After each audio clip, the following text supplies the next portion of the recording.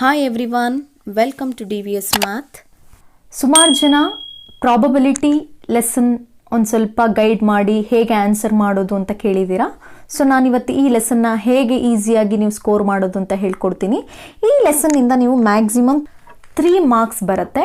ಹೇಗೆ ಈ 3 ಮಾರ್ಕ್ಸ್ನ ಡಿವೈಡ್ ಮಾಡ್ತಾರೆ ಅನ್ನೋದಾದರೆ 1+2 ಮಾಡ್ಬೋದು, ಇಲ್ಲ ಓವರಾಲ್ 3 ಮಾಡ್ಬೋದು. ಸೊ 1+2 ಇಲ್ಲ 3 ಮಾರ್ಕ್ಸ್. ಸೊ ನಿಮಗೆ ಲಾಸ್ಟ್ ಟೈಮ್ 3 ಮಾರ್ಕ್ಸ್ಗೆ ಒಂದೇ ಕ್ವೆಶನ್ ಕೊಟ್ಟಿದ್ರು ಜೂನಲ್ಲಿ, ಒಂದೇ ಕ್ವೆಶನ್ 3 ಮಾರ್ಕ್ಸ್ದು, ತುಂಬ ಸಿಂಪಲ್ ಆಗಿತ್ತು ಕೂಡ. ಕೆಲವೊಂದು ಟೈಮ್ ಏನು ಮಾಡ್ತಾರೆ, ಆ 3 ಮಾರ್ಕ್ಸ್ನ 1+2 ಅಂತಲೂ ಮಾಡ್ತಾರೆ. ಅಂದರೆ 1 ಕ್ವೆಶನ್ 1 ಮಾರ್ಕಿಗೆ ಬರುತ್ತೆ, ಇನ್ನೊಂದು 2 ಮಾರ್ಕ್ಸ್ಗೆ ಕೊಡೋ ಚಾನ್ಸಸ್ ಇರುತ್ತೆ. ಆ 1 ಮಾರ್ಕ್ ಯಾವ್ಯಾವ ಥರ ಎಲ್ಲ ಕೊಡ್ತಾರೆ ಅಂತ ಕೇಳೋದಾದರೆ ಇಲ್ಲಿ 3 ಕ್ವೆಶನ್ನ ನೋಡ್ಕೋಬೋದು. ಫಸ್ಟ್ ನಾನು 1 ಮಾರ್ಕ್ ಯಾವ್ಯಾವ್ದು ಕೊಡ್ಬೋದು ಅಂತ ಹೇಳ್ಕೊಡ್ತೀನಿ ನೋಡಿ. ಒಂದು ರಿಲೇಷನ್ಶಿಪ್ ರಿಲೇಟೆಡ್ ಆಗಿ ನಿಮ್ಗೆ ಗೊತ್ತಿದೆ P of A, P of not A, ಅಥವಾ P ಆಫ್ ಇ ಅಥವಾ P ಆಫ್ ನಾಟ್ ಇ, ಅಂದರೆ ಈವೆಂಟ್ ಆ್ಯಂಡ್ ನಾಟ್ ಈವೆಂಟ್ಗೆ ರಿಲೇಟೆಡ್ ಆಗಿ ಒಂದು ಕ್ವೆಶನ್ ಕೇಳ್ಬೋದು. ಅದೇನಪ್ಪ ಅಂತಂದರೆ P of E plus P of not E is equal to 1. ನಮಗೆ ಈ ರಿಲೇಷನ್ಶಿಪ್ ಗೊತ್ತಿದೆ ನಮಗೆ. ಅಂದರೆ ಒಂದು ಈವೆಂಟು ನಾಟ್ ಈವೆಂಟು ಆ್ಯಡ್ ಮಾಡಿದ್ರೆ ನಮಗೆ ಅದರ ಸಮ್ಮು 1 ಬರುತ್ತೆ. ಸೊ ಇದರಲ್ಲಿ ಯಾವುದಾದ್ರೂ ಒಂದನ್ನು ಕೊಟ್ಬಿಟ್ಟು ಇನ್ನೊಂದನ್ನು ಕೇಳೋ ಚಾನ್ಸಸ್ ಇರುತ್ತೆ ನಿಮಗೆ. ಹೇಗೆ ಅಂತಂದರೆ ಫಾರ್ ಎಕ್ಸಾಂಪಲ್ ಈಗ P of E is equal to 0.05. ಹಾಗಾದರೆ P ಆಫ್ ನಾಟ್ ಇ ಎಷ್ಟು ಅಂತ ಕೇಳ್ತಾರೆ. ಅವಾಗ ನೀವು ಜಸ್ಟ್ ಏನು ಮಾಡಿ 1ನಲ್ಲಿ 0.05ನ ಮೈನಸ್ ಮಾಡಿ. ಅಂದರೆ 1 ಮೈನಸ್ 0.05 ಮಾಡಿದ್ರೆ ನಿಮ್ಗೇನು ಬರುತ್ತೆ, 0.95 ಬರುತ್ತೆ. ಕೊಟ್ಟಿರೋ ಆಪ್ಷನ್ ನೋಡಿ ಟಿಕ್ ಮಾಡಿ.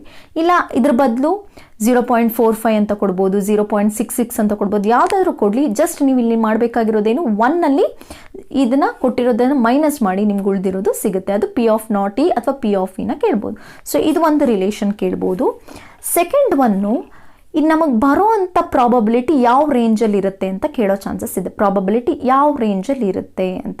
ಸೊ ಪ್ರಾಬಬಿಲಿಟಿ ಯಾವ ರೇಂಜಲ್ಲಿ ಇರುತ್ತೆ ನಮಗೆ, P ಆಫ್ ಇ ಅನ್ನೋದು ನಮಗೆ ಯಾವಾಗಲೂ less than or equal to 1 ಇರುತ್ತೆ, ದೆನ್ 0 ಇರುತ್ತೆ. ನೆಗೆಟಿವ್ ಆಗೋಕ್ಕೆ ಚಾನ್ಸ್ ಇಲ್ಲ. ನೆನ್ಪಿಟ್ಕೊಳ್ಳಿ, ಪ್ರಾಬಬಿಲಿಟಿ ಅನ್ನೋದು ನೆಗೆಟಿವ್ ಆಗೋಕ್ಕೆ ಚಾನ್ಸ್ ಇಲ್ಲ. ಈಗ ನಾನೊಂದಷ್ಟು ಬರಿತೀನಿ ನೋಡಿ.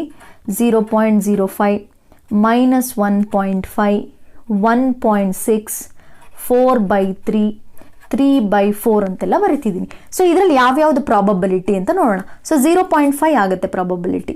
ಇದು ಆಗಲ್ಲ, ಯಾಕೆಂದರೆ ಮೈನಸ್ ನೆಗೆಟಿವ್ ನಂಬರ್ಸ್ ಆಗಕ್ಕೆ ಚಾನ್ಸೇ ಇಲ್ಲ ಪ್ರಾಬಬಿಲಿಟಿ. ಸೊ ಅಲ್ಲ.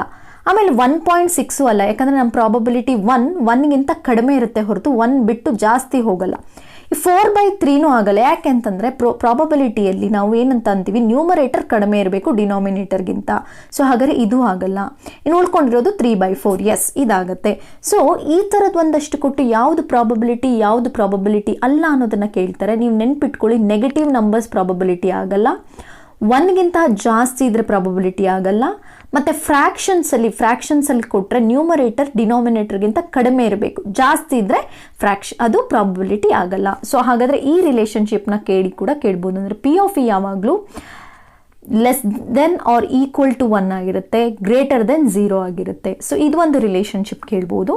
ಇನ್ನು ಉಳ್ಕೊಂಡಿರೋದು 2 ಈವೆಂಟ್, ಒಂದು ಶ್ಯೂರ್ ಈವೆಂಟ್, ಇನ್ನೊಂದು ಇಂಪಾಸಿಬಲ್ ಈವೆಂಟ್ ಅಂತ. ಇದನ್ನು ಕೇಳೋ ಅಂಥ ಚಾನ್ಸಸ್ ಇದೆ. What is the probability of sure event? ಅಂದರೆ 100% ನಡೆಯುತ್ತೆ ಅಂತ. ಶ್ಯೂರ್ ಅಂದರೆ ಏನು, 100%. ಸೊ ಅದ್ರ probability 1. What is the probability of impossible event? ಆಗೋದೇ ಇಲ್ಲ ಅನ್ನೋದನ್ನು ಕೇಳಿದ್ರೆ 0. ಸೊ ಇದಿಷ್ಟು ನೆನ್ಪಿಟ್ಕೊಳ್ಳಿ. ಸೊ ಒಂದು ಈ ಥರ P of E plus P of not is equal to 1 related ಕೇಳೋ ಅಂಥ ಚಾನ್ಸಸ್ ಇದೆ. ಜೊತೆಗೆ ಕೊಟ್ಟಿರೋದ್ರಲ್ಲಿ ಇದ್ಯಾವುದು ಪ್ರಾಬಬಿಲಿಟಿ ಅಲ್ಲ, ಸೊ ಅಥವಾ ಈ ರಿಲೇಷನ್ಶಿಪ್ನ 4 ಆಪ್ಷನ್ಸಲ್ಲಿ ಕೊಟ್ಟು ಕೇಳೋ ಅಂಥ ಚಾನ್ಸಸ್ ಇದೆ. ಇದಾಗಿರ್ಬೋದು. ಇಲ್ಲ what is the probability of sure event, what is the probability of impossible event ಅಂತ ಕೇಳೋ ಚಾನ್ಸಸ್ ಕೂಡ ಇದೆ. ಸೊ ಇದಿಷ್ಟು 1 ಮಾರ್ಕ್ಗೆ ಬಂದರೆ ಅಂತ ಹೇಳ್ತಾ ಇರೋವಂಥ ಚಾನ್ಸಸ್. ಇನ್ನು 2 ಮಾರ್ಕ್ಸಿಗೆ ಬಂದಾಗಿರೋಂಥ ಕ್ವೆಶನ್ಸೇ ಕೊಡ್ತಾರೆ. ನಿಮಗೆ ನೋಡಿ 3 ಮಾರ್ಕ್ಸಲ್ಲಿ ವೆರಿ ಸಿಂಪಲ್ ಕ್ವೆಶನ್ ಕೊಟ್ಟಿದ್ರು. ಏನಪ್ಪ ಅಂತಂದರೆ A bag contains 3 red balls 4 white balls ಮತ್ತು ಬ್ಲೂ ಬಾಲ್ಸ್, ಈ ಥರದ ಕ್ವೆಶನ್ಸ್ ಕೇಳಿದರು ಲಾಸ್ಟ್ ಜೂನಲ್ಲಿ ನಾವು ನೋಡೋದಾದರೆ.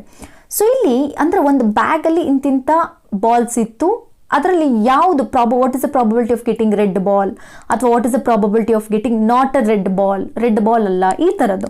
ಸೊ ನಾನು ಇದಕ್ಕೊಂದು ಬೆಸ್ಟ್ ಎಕ್ಸಾಂಪಲ್ ಕೊಡ್ತೀನಿ, ನೋಡ್ಕೊಳ್ಳಿ. ಒಂದು ಬೆಸ್ಟ್ ಎಕ್ಸಾಂಪಲ್ ನಿಮಗೆ ಕ್ಲಿಯರ್ ಆಗಿ ಅರ್ಥ ಆಗೋಕ್ಕೋಸ್ಕರ, ಯಾಕೆಂದರೆ ಈ ಕಾನ್ಸೆಪ್ಟ್ ನಿಮಗೆ ಕಂಪ್ಲೀಟ್ ಆಗಿ ತಲೆಯಲ್ಲಿ ಉಳ್ಕೊಂಡ್ರೆ ಯಾವುದೇ ಕ್ವೆಶನ್ ಕೊಟ್ಟರು ನೀವು ಆನ್ಸರ್ ಮಾಡಬಹುದು. ಸೊ ಇಲ್ಲಿ ನಾನೊಂದಷ್ಟು ತೊಗೊಂಡಿದ್ದೀನಿ ನೋಡಿ. ಯಾವ್ಯಾವ ಕಲರ್ ಇದೆ, ಇಲ್ಲಿ ಯೆಲ್ಲೋ ಕಲರ್ ಇದೆ, ಇಲ್ಲಿ ಗ್ರೀನ್ ಕಲರ್ ಇದೆ, ಇಲ್ಲಿ ಬ್ಲೂ ಕಲರ್ ಇದೆ, ಇಲ್ಲಿ ರೆಡ್ ಕಲರ್ ಇದೆ, ಹೌದಾ?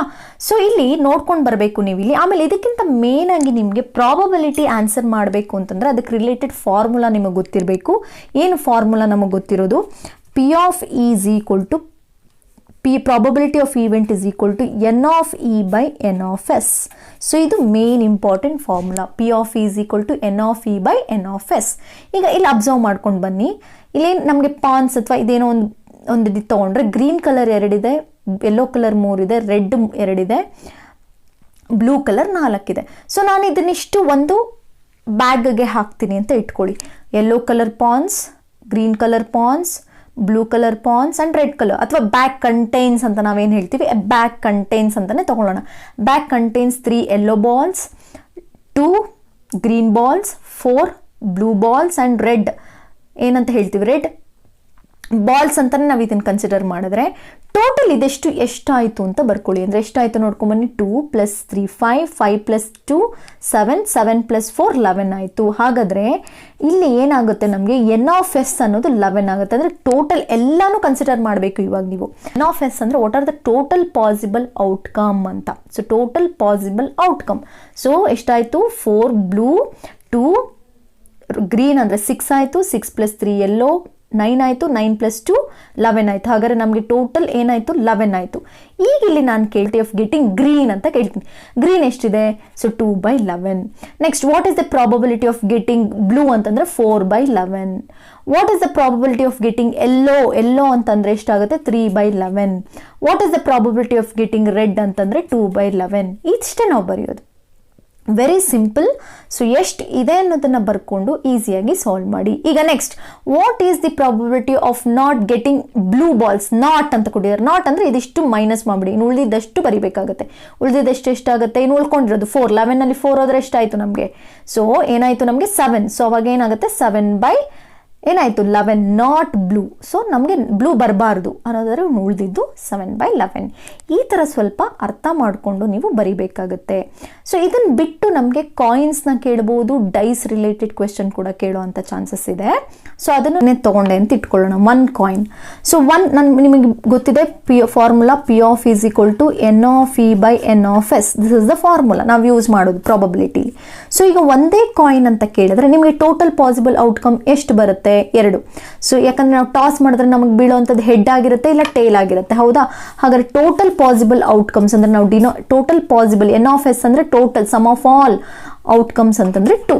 Okay, what is the probability of getting head? Head ಎಷ್ಟು ಸರಿ ಬೀಳ್ಬೋದು? ಒಂದೇ. ಹಾಗಾದ್ರೆ ನಿಮಗೆ ಒಂದೇ ಕಾಯಿನ್ ಅಂತ ತಗೊಂಡ್ರೆ, ನೀವು 1 ಕಾಯಿನ್ ಅಂತ ತಗೊಂಡ್ರೆ ನಿಮ್ಗೆ 2 ಚಾನ್ಸ್ ಇರೋದು, ಇಲ್ಲ ಹೆಡ್ ಬೀಳುತ್ತೆ ಇಲ್ಲ ಟೇಲ್ ಬೀಳುತ್ತೆ. ಹಾಗಾದ್ರೆ ಟೋಟಲ್ ಪಾಸಿಬಲ್ ಔಟ್ಕಮ್ ಎಷ್ಟಾಯಿತು? 2. ಬರೀ ಹೆಡ್ ಅಂತಾನೆ ಕೇಳಿದ್ರೆ what is the probability of getting head ಅಂದರೆ 1/2. ಅಥವಾ what is the probability of getting tail ಅಂದರೆ 1/2. ಈ ಥರ ಕೇಳ್ಬೋದು. ಈಗ 2 ಕಾಯಿನ್ಸ್ ತೊಗೊಂಡೆ ಅಂತ ಅಂದ್ಕೊಳ್ಳೋಣ. ನಾನೇನು ಮಾಡಿದೆ? 2 ಕಾಯಿನ್ಸ್ ತೊಗೊಂಡೆ, 2 ಕಾಯಿನ್ಸ್ನ ಟಾಸ್ ಮಾಡಿದೆ, ಅಥವಾ 1 ಕಾಯಿನ್ನೇ 2 ಸರಿ ಟಾಸ್ ಮಾಡಿದೆ ಅಂತಲೂ ಕೇಳ್ಬೋದು. ಸೊ ನೋಡ್ಕೊಳ್ಳಿ, ಇವಾಗ ನಾನು 2 ಕಾಯಿನ್ನ ತೊಗೊಂಡಿದ್ದೀನಿ. ಸೊ 2 ಕಾಯಿನ್ನ ತೊಗೊಂಡ್ರೆ ನಮಗೆ ಟೋಟಲ್ ಪಾಸಿಬಲ್ ಔಟ್ಕಮ್ಸ್ ಏನೇನಾಗುತ್ತೆ ಅಂತ ನೋಡೋಣ. ನಾನು ಇವಾಗ ಟಾಸ್ ಮಾಡ್ತೀನಿ, 2 ಸೈಡು ನನಗೆ ಹೆಡ್ ಬೀಳುತ್ತೆ. ಸೊ ಅವಾಗ ಹೆಡ್ ಅನ್ನೋದು ಒಂದು ಆಪ್ಷನ್ ಆಗುತ್ತೆ, ಒಂದು ಔಟ್ಕಮ್ಮು. ಅಥವಾ ಫಸ್ಟ್ ಒನ್ ಹೆಡ್ ಆಗಿ ಸೆಕೆಂಡ್ ಒನ್ನು ಟೇಲ್ ಬೀಳೋ ಚಾನ್ಸಸ್ ಇರುತ್ತೆ. ಅವಾಗ ಏನಾಗುತ್ತೆ ನಿಮ್ಮ ಆನ್ಸರ್? ಹೆಡ್ ಮತ್ತು ಟೇಲ್. ಓಕೆ, ನೆಕ್ಸ್ಟ್ ಇದು ಸೆಕೆಂಡ್ ಒನ್ ಹೆಡ್ ಆಗಿ ಫಸ್ಟ್ ಒನ್ ಟೇಲ್ ಆದರೆ ಅಂದರೆ ಟೇಲ್ ಮತ್ತು ಹೆಡ್, ಅಥವಾ ಎರಡೂ ಟೇಲ್ ಆಗ್ಬೋದು. So tail and tail. So ಹಾಗಾದ್ರೆ ಟೋಟಲ್ ಪಾಸಿಬಲ್ ಔಟ್ಕಮ್ ಎಷ್ಟಾಯಿತು ನಿಮಗೆ? 4. Total possible outcome N of S ಏನಾಯಿತು? 4. ಈಗ ಪರ್ಟಿಕ್ಯುಲರ್ ಆಗಿ what is the probability of getting head on both side, ಅಥವಾ 2 ಹೆಡ್ಸ್ ಅಂತ ಕೇಳಿದ್ರೆ 2 ಹೆಡ್ಸ್ ಬರೋದು ನಮ್ಗೆ ಯಾವ ಕೇಸಲ್ಲಿ? ಬರೀ ಒಂದೇ ಕೇಸ್. ಸೊ 1/4. 2 ಟೇಲ್ಸ್ ಅಂತ ಕೇಳಿದ್ರೆ ಏನಾಗುತ್ತೆ? ಅಲ್ಲೂ ಕೂಡ 1/4. ಓಕೆ, ಅಥವಾ ಸಿಂಗಲ್ ಹೆಡ್ ಬೀಳೋದು ಯಾವ ಚಾನ್ಸಸ್ ಅಲ್ಲಿ? ನಿಮಗೆ 2 ಚಾನ್ಸಸ್ ಇದೆ, ಅವಾಗ 2/4. ಇದನ್ನು ಬೇಕಾದ್ರೆ ಸಿಂಪ್ಲಿಫೈ ಮಾಡ್ಬೋದು 1/2. ಅಥವಾ what is the probability of getting 2 tails? So 2 tails ಅಂದ್ರೂ ಆಯಿತು, ಅಥವಾ ಸಿಂಗಲ್ ಟೇಲ್ ಅಂತಂದ್ರೂ ಅವಾಗ ಮತ್ತೆ ಇವೆರಡು ಆಗುತ್ತೆ, ಅವಾಗ ಮತ್ತೆ 2/4. ಸೊ ಈ ಥರ ಕಾಯಿನ್ಸ್ ರಿಲೇಟೆಡ್ ನೋಡ್ಕೊಳ್ಳಿ. ಒಂದೇ ಕಾಯಿನ್ ಆದರೆ ನಿಮಗೆ ಬರೋದು ಎರಡೇ ಪಾಸಿಬಲ್ ಔಟ್ಕಮ್, ಒಂದು ಹೆಡ್ ಆಗಿರುತ್ತೆ, ಒಂದು ಟೇಲ್ ಆಗಿರುತ್ತೆ. ನೋಡ್ಕೊಳ್ಳಿ, ಒಂದು ಹೆಡ್ ಕೇಳಿದ್ರೆ 1/2, ಒಂದು ಟೇಲ್ ಕೇಳಿದ್ರೆ 1/2.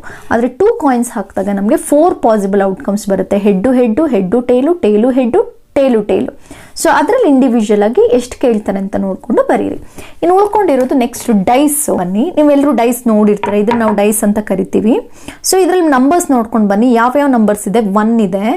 ಸೊ 1 ಆದ ತಕ್ಷಣ 2 ಇದೆ, 2 ಡಾಟ್ಸ್ ನೋಡಿ, 1 ಡಾಟ್, 2 ಡಾಟ್ಸ್, 3 ಡಾಟ್ಸ್, ಮತ್ತು 4 ಡಾಟ್ಸ್, 5 ಡಾಟ್ಸ್, 6 ಡಾಟ್ಸ್.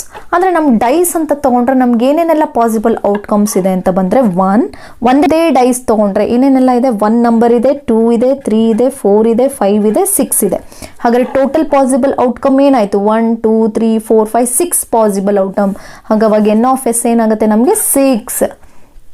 ಈಗ ಇದರಲ್ಲಿ ಇಂಡಿವಿಜುವಲ್ ಆಗಿ what is the probability of getting even numbers? What is the probability of getting even numbers? Even numbers ಅಂದರೆ ಯಾವ್ಯಾವುದಾಗುತ್ತೆ? 2 4 6. ಹಾಗಾದ್ರೆ ಎಷ್ಟಾಯಿತು ನಮಗೆ? 3. ಸೊ 3/6 ಅಥವಾ 1/2. ಇದನ್ನು ಸಿಂಪ್ಲಿಫೈ ಮಾಡಿದೆ. Next, what is the probability of getting multiple of 2? Multiple of 2 ಅಂದರೆ 2 tables ನೋಡ್ಕೊಳ್ಳಿ. 2 tables ಅಂದರೆ ಮತ್ತೆ 2 4 6 ಬರುತ್ತೆ, ಅವಾಗಲೂ 3/6. What is the probability of getting add numbers? Add numbers ಅಂದರೆ ಯಾವ್ಯಾವ್ದು ನಿಮಗೆ? ಆಡ್ ನಂಬರ್ಸ್, ಅದಕ್ಕೆ ಇವೆಲ್ಲ ಬೇಸಿಕ್ ಸ್ವಲ್ಪ ಒಂಚೂರು ಗೊತ್ತಿರಬೇಕು. ಆಡು ಈವನು ಎಲ್ಲ ನೀವು ಕಲ್ತಿದ್ದೀರಾ. ಸೊ ಹಾಗಾದರೆ 1 3 5 1 3 5 ಆರ್ ದಿ ಆಡ್ ನಂಬರ್ಸ್. ಅವಾಗ ಮತ್ತೆ ಏನಾಯಿತು? 3/6. ಓಕೆ, ನೆಕ್ಸ್ಟ್ ಅದೇ ಥರ ಮಲ್ಟಿಪಲ್ ಆಫ್ 3 ಅಂತ ಕೇಳ್ತಾರೆ. ಮಲ್ಟಿಪಲ್ ಆಫ್ 3 ಅಂತ ಬರೋದು ಮತ್ತು 3 ಮತ್ತು 6 ಮಾತ್ರ ನಿಮಗೆ. ಅವಾಗ ಏನಾಗುತ್ತೆ? 2/6 ಆಗುತ್ತೆ. ಓಕೆ, ಈ ಥರ ನಿಮಗೆ ಗೊತ್ತಿರಲಿ. ಡೈಸ್ ಅಂದ ತಕ್ಷಣ ಟೋಟಲ್ ಪಾಸಿಬಲ್ ಔಟ್ಕಮ್ 6. ಅವ್ರು ಕೇಳಿರೋ ಕ್ವೆಶನ್ ಮೇಲೆ ನಿಮಗೆ ನ್ಯೂಮರೇಟರ್ ಡಿಪೆಂಡ್ ಆಗಿರುತ್ತೆ. ಅದೇ ನಾವೇನಾದರೂ 2 ಡೈಸ್ ದೊಡ್ಡದಿದೆ ಅಂತ ತಗೋತೀನಿ ನಾನಿಲ್ಲಿ. ಸೊ ಇಲ್ಲಿ ನೋಡ್ಕೊಳ್ಳಿ.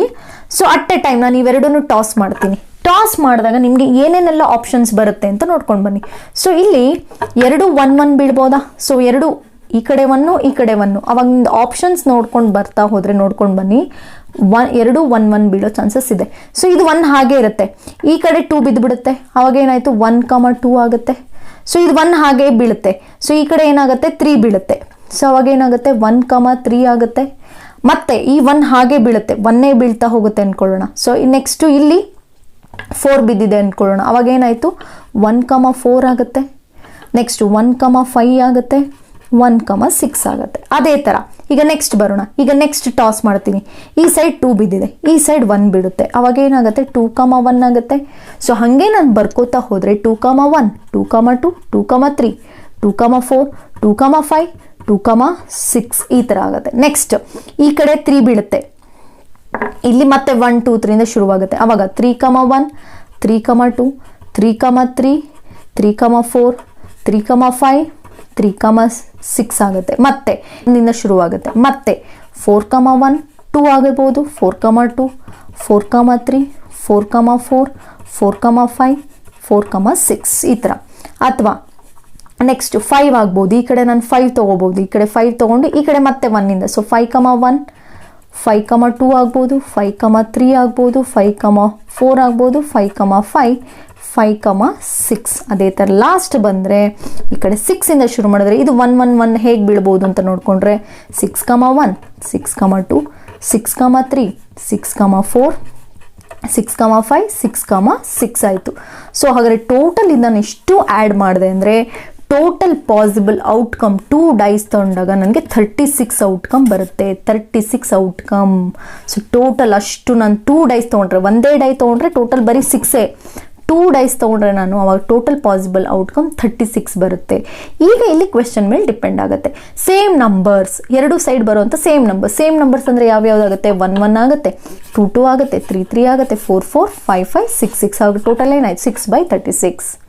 ಓಕೆ, ಸಮ್ಮು 3 ಆಗಬೇಕು ಅಂದರೆ 2 ನಂಬರ್ನ ಆ್ಯಡ್ ಮಾಡಿದ್ರೆ ನನಗೆ 3 ಬರಬೇಕು. 3 ಬರೋದು ಯಾವಾಗ? 1 2 ಹೌದಾ? 1 + 2 ಈ ಥರ ನಂಬರ್ಸ್ ಆ್ಯಡ್ ಮಾಡಿ ಅಷ್ಟೇ. ಆಯಾ ನಂಬರ್ಸ್ನ ಆ್ಯಡ್ ಮಾಡ್ಕೊಂಡ್ರೆ ನಮ್ಗೆ ಸಿಕ್ಬಿಡುತ್ತೆ. 1 + 2 3 ಆಗುತ್ತೆ. ಅದೇ ಥರ 2 + 1 3 ಆಗುತ್ತೆ. ಇನ್ನು ಯಾವುದೇ ನಂಬರ್ ನೀವು ಆ್ಯಡ್ ಮಾಡಿದ್ರೂ 3 ಬರಲ್ಲ. ಅವಾಗ ಏನಾಯಿತು? 2/36 ಈ ಥರ. ಸೊ ಸಮ್ ಕೇಳ್ಬೋದು, ಪ್ರಾಡಕ್ಟ್ ಕೇಳ್ಬೋದು, ಅಥವಾ ಯಾವ ನಂಬರ್ಸು ಅಥವಾ ಮಲ್ಟಿಪಲ್ಸ್ ಕೇಳ್ಬೋದು, ಈ ಥರ. ಸೊ ಈ ಥರ ಕ್ವೆಶನ್ಸ್ನ ನೋಡ್ಕೊಂಡು ಆನ್ಸರ್ ಮಾಡಿ. ಅಟ್ಲೀಸ್ಟ್ ನೀವು ಇಲ್ಲಿ ಫಾರ್ಮುಲಾ ಬರೀರಿ ಸಾಕು.